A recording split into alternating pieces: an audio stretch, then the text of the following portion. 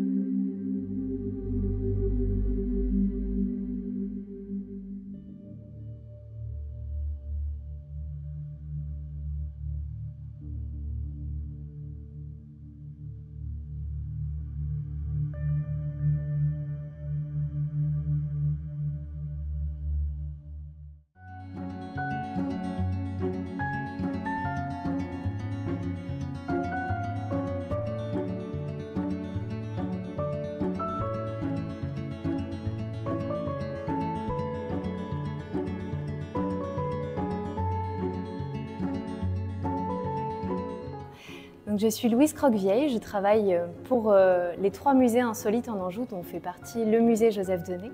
Je m'occupe de la communication et de l'événementiel pour ce musée. Et donc le musée Joseph Denet, c'est d'abord l'histoire de Joseph Denet, donc un Beaufortais qui est né en 1851, mort en 1916 à Paris. Et en fait, l'histoire de cet homme est assez amusante puisqu'il s'est passionné très jeune pour l'histoire de sa ville. Son histoire de manière générale, donc ça va du Moyen-Âge, etc. Et de cette passion en fait de l'histoire, il a décidé aussi de collecter des objets. Donc il était assez actif à Beaufort, assez actif dans le milieu catholique beaufortais. Et en fait, il s'est lié d'amitié avec l'abbé Le Boucher, qui lui-même a récolté beaucoup d'objets de l'ancienne église de Beaufort. Et en fait, c'est une première collection qui voit le jour en 1875. Et en fait, cette première collection, elle donnera lieu plus tard au musée Joseph Denet. Donc, Joseph Denet deviendra journaliste, il voyagera un petit peu lors de congrès de journalistes. Et en fait, il va récolter des objets, récoltés à droite, à gauche.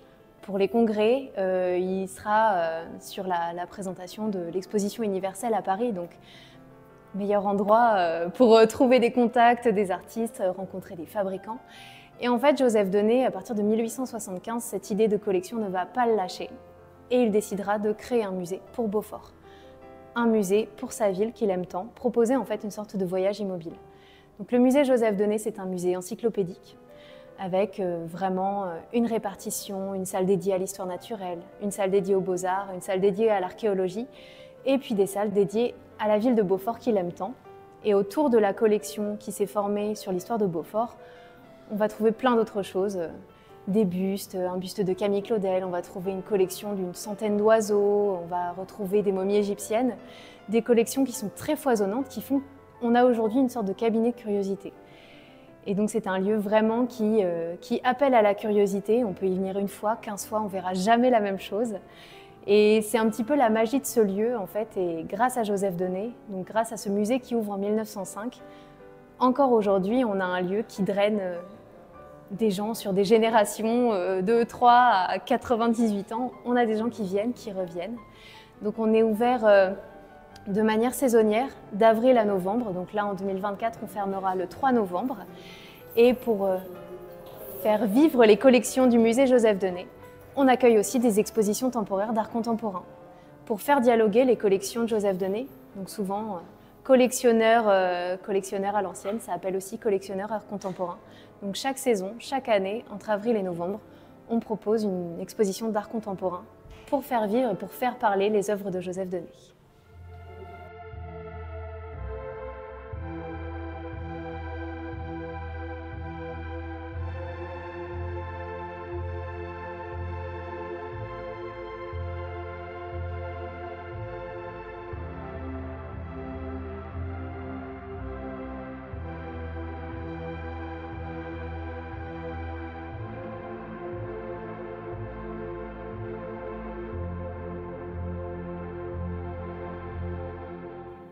Bonjour, je m'appelle Benoît Baudry, je suis adjoint à la culture de Beaufort en Anjou, dans le Maine-et-Loire. Et aujourd'hui, au niveau du Journée des patrimoines, on représente les halles de notre village. Ça a été construit en 1844 à l'usage du chanvre et des toiles de chanvre, qui était une grosse production à l'époque. Beaucoup de manufactures, une petite dizaine de manufactures, qui servaient à fabriquer des toiles qui étaient vendues dans ce bâtiment. Donc ce bâtiment a été construit en 1844 pour la vente par les négociants et les entreprises qui fabriquaient, on appelait ça des manufactures, les toiles de chanvre. Malheureusement, révolution industrielle, et en 1852, les premières manufactures commencent à fermer, et en 1862, les dernières manufactures ferment. Donc il a été fabriqué ces halles pour un usage qui a disparu en 20 ans, dû à une révolution industrielle que l'on connaît différemment dans l'histoire. Alors les halles avaient des endroits où que les commerçants réservaient des alcôves, où ils réservaient pour faire leurs bancs, pour vendre toute l'année, tous les jours, leur commerce de draps. En bas, il y a des salles qui correspondent aux alcôves du haut, qui servaient de lieu de stockage pour ces commerçants. Et en aucun cas, ce n'était pas des prisons, comme les gens, parce que ça ressemble à des cellules, et les gens disent que c'était une prison. Mais non, ce n'était pas une prison.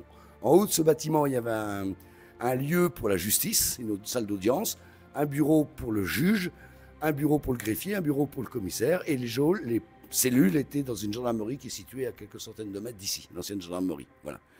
Alors, donc le bâtiment entre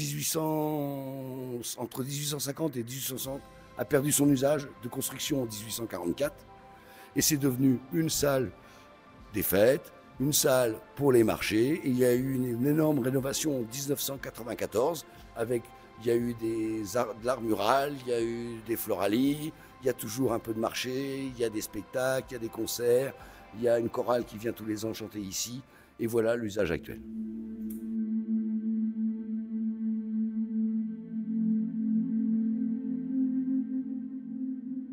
Malheureusement, on n'a pas de chance, la météo elle est pas avec nous. Mais bon, ça n'empêche pas qu'on va faire de magnifiques images.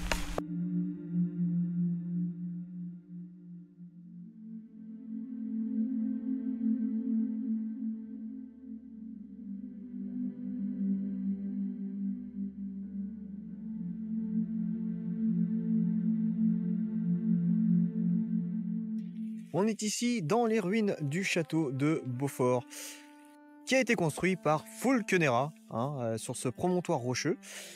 Pourquoi Fulkenera? Nera voulait dire noir, et donc de là est née sa légende. C'était un peu le genre d'homme à prendre ce qu'il voulait, voilà, à décimer un peu la moitié des populations présentes sur le territoire, et puis s'approprier les villes et villages par lesquels il passait.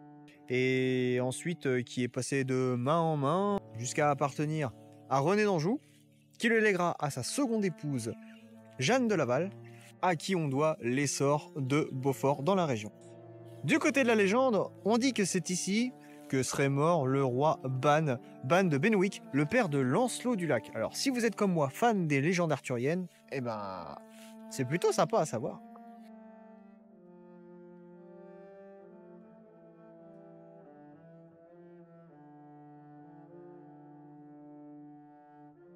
Et c'est ainsi que se termine cette visite de Beaufort en Anjou, Beaufort-les-Vallées. Je vous remercie de l'avoir regardé, j'espère que cette vidéo a été agréable. Je remercie énormément nos intervenants Louise et Benoît. Merci pour votre gentillesse, merci de nous avoir présenté vos trésors. Si cette vidéo vous a plu, alors pensez à la liker, la commenter, mais surtout la partager. Voilà, cette ville de Beaufort en Anjou, elle est sur la vue buissonnière. N'hésitez surtout pas, lors de votre prochain voyage, à la visiter. En tout cas, je vous y encourage grandement. Je vous dis à bientôt sur Exploration Enchantée. Et d'ici là, n'arrêtez jamais d'explorer. Tchuss!